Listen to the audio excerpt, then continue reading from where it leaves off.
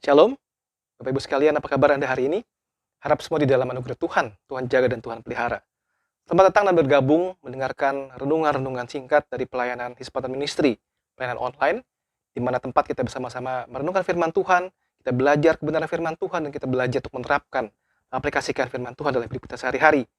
Tema pada tahun ini kita akan bersama-sama menggumulkan tentang berakar, bertumbuh, dan berbuah. Mari sebelum kita melanjutkan, kita sama-sama masuk di dalam doa. Ya Tuhan, kami bersyukur hari ini Tuhan kembali kumpulkan kami secara online mendengarkan renungan ini dari mana-mana kami berada. Berkatilah waktu ini ya Tuhan, baik penguraian firman Tuhan, dan setiap kami yang mendengar agar sungguh-sungguh boleh mendapatkan berkat dari Tuhan. Dalam nama Tuhan Yesus kami bersyukur dan berdoa. Amin. Ibu sekalian, tema kita hari ini adalah tentang benih firman, bagian yang pertama. Benih firman bagian yang pertama.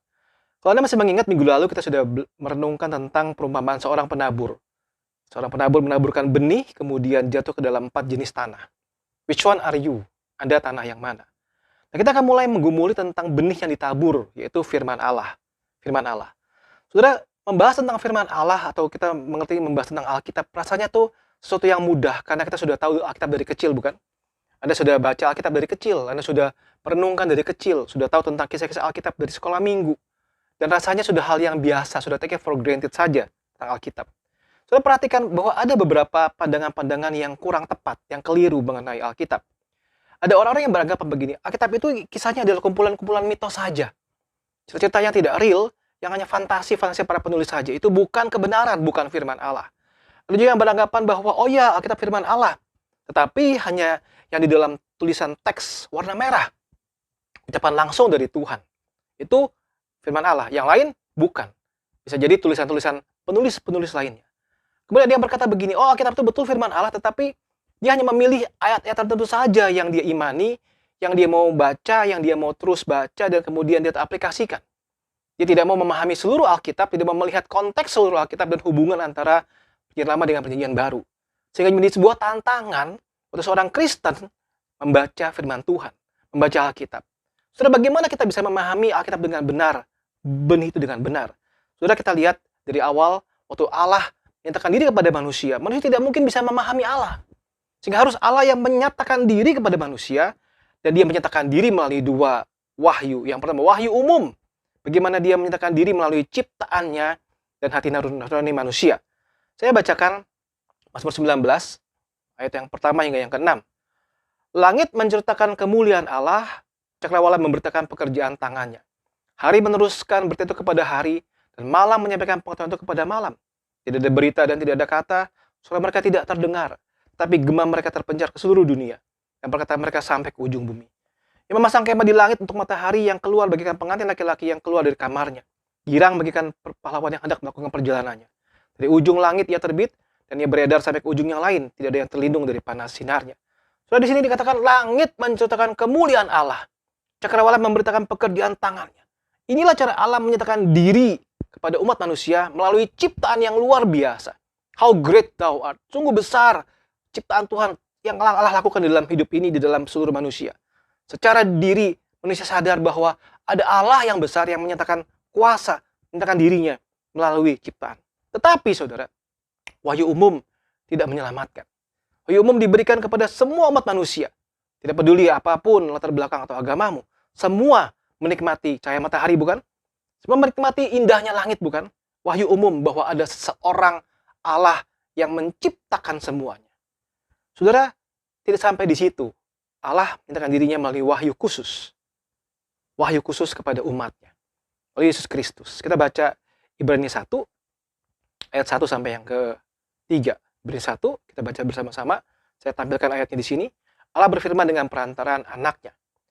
Setelah pada zaman dahulu Allah berulang kali dan dalam berbagai cara berbicara kepada nenek moyang kita dengan perantaraan nabi-nabi, maka pada zaman akhir ini ia telah berbicara kepada kita dengan perantaraan anaknya. Dan yang telah ia tetapkan sebagai yang berhak menerima segala yang ada. Oleh dia Allah telah menjadikan alam semesta. Ia, yaitu Yesus, adalah cahaya kemuliaan Allah dan gambar wujud Allah, dan menopang segala yang ada dengan firman yang penuh kekuasaan. Dan setelah ia selesai mengadakan penyucian dosa, ia duduk di sebelah kanan yang maha besar di tempat yang maha tinggi. Jauh lebih tinggi daripada langit pada malaikat sama seperti nama yang dikaruniakan kepadanya, jauh lebih indah daripada nama mereka. Saudara, dikatakan di sini dulu Allah berbicara melalui berbagai cara dengan nenek moyang, dengan perantaraan nabi-nabi, tetapi sekarang bicara dengan perantaraan anaknya. Yesus Kristuslah dia menyatakan diri kepada umatnya. Dan yang kedua sarananya adalah melalui firman Allah. Allah menyatakan diri kepada umatnya melalui firman Allah. Sudah lihat 2 Timotius 3 yang ke-16. Segala tulisan yang diilhamkan Allah bermanfaat untuk mengajar, menyatakan kesalahan, memperbaiki kelakuan untuk mendidik orang dalam kebenaran. Jadi kita bisa memahami bahwa Alkitab adalah firman Allah. Alkitab adalah firman Allah. Ini adalah pewahyuan Allah kepada umatnya, surat cinta Allah, isi hati Allah yang disampaikan kepada umatnya, dan kita membacanya saat ini melalui buku yang kita sebutkan dengan Alkitab. Saudara, jangan main-main dengan Alkitab kalau begitu. Harus meresponinya dengan sangat serius. Bukan bicara soal bukunya yang harus saudara-saudara jaga atau hormati dengan serius, tetapi isi yang di dalamnya itu yang betul-betul harus kita jaga dengan serius. Saudara, poin yang pertama adalah segala tulisan yang diilhamkan Allah. Dalam bahasa ini disebutkan theopneustos, God breathed, diilhamkan, diberi nafas oleh Allah. Disebutkan di sini, semua yang tertulis di Alkitab adalah firman Allah. Allah mengilhamkan, Allah memakai para penulis dengan background yang berbeda-beda, saudara. Saudara tahu ada nabi menulis, ada raja yang menulis, ada rasul, ada dokter yang menulis. Mereka menulis dengan gaya yang berbeda-beda. Gaya berbeda-beda. Tetapi semua tulisan itu diilhamkan oleh Allah. Diilhamkan oleh Allah. Sehingga kita percaya begini. Bukan mereka sedang menulis tiba-tiba seperti kerasukan oleh roh, kemudian menulis tanpa sadar ditulis apa. Bukan. Saya percaya yang mereka tulis, yang dia tulis itu, dia mendapatkan wahyu pemahaman dari Allah untuk menuliskan hal-hal itu. Allah memakai penulis, diilhamkan oleh Allah. Sehingga saudara, dalam teks asli Alkitab, baik PL maupun PB, naskahnya aslinya tidak ada kesalahan, saudara. Kita percaya bahwa Alkitab tidak ada kesalahan.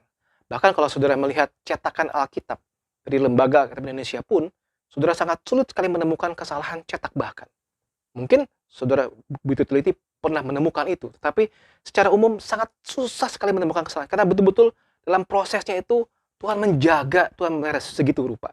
Sehingga kita percaya Alkitab itu benar dan tidak ada kesalahan di dalam diri Alkitab. Saudara, begini dengan proses kanon. Ada 1000 tahun lebih proses kanon. Memutuskan bagian mana surat inikah bagian dari Alkitab atau bukan. Ini atau bukan. Sehingga dikumpulkan ada 39 perjanjian lama dan 27 kitab dalam perjanjian baru. Dalam proses yang begitu ketat, saudara. Saya percaya Tuhan menyertai. Tuhan menyertai. Sehingga kita bisa mengamini bahwa Alkitab ini adalah firman Allah. Dari A sampai Z. Dari kejadian sampai wahyu. Kisah-kisah yang menurut kita tidak masuk akal. Ya kita rasa sulit terima. Ya kita merasa, kok itu bikin ribet sih, bikin pusing nama-nama orang, jumlah-jumlah orang. Semua itu adalah firman Allah. Tidak ada satu bagian pun yang bukan firman Allah. Dan saudara sekalian, yang penting bagi kita sekarang begini. Saya sudah tahu, lalu apa? Sudah tahu lalu apa? Saudara, sebelum kita melanjutkan, sudah tahu kita lalu apa? Saya mengajak kita melihat lagi dari 2 Timotius 3:16 tadi. Apa sih manfaat firman Allah?